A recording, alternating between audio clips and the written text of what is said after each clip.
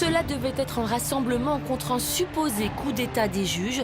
Finalement, la manifestation de dimanche a marqué le début de la reconquête de François Fillon.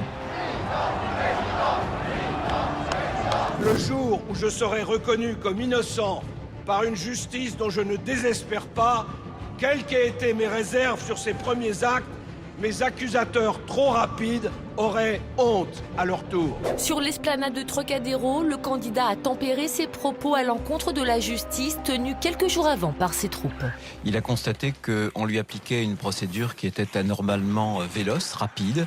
Il a le sentiment de ne pas être traité comme n'importe quel justiciable. Il y a l'instrumentalisation de la justice. Il y a une machination qui a été mise en place pour assassiner François Fillon. La remise en cause de l'indépendance de la justice par les hommes politiques n'est pas une première, mais la démarche peut-elle s'avérer périlleuse ?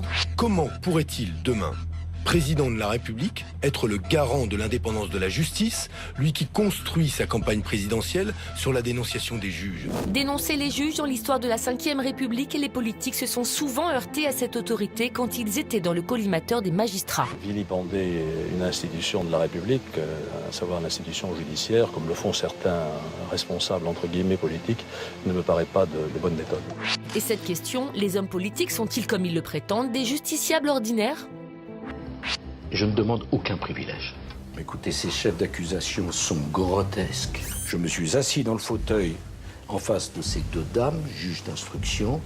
Elles m'ont signifié, sans même me poser une question, 3 motifs de mise en examen avant même d'avoir répondu à quoi que ce soit.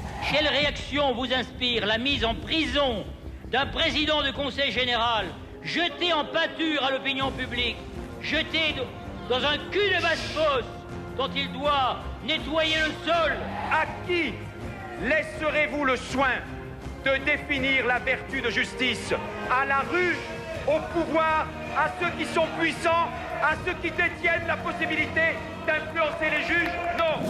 Une justice instrumentalisée, des politiques visées. Du côté de la magistrature, la posture semble éculée.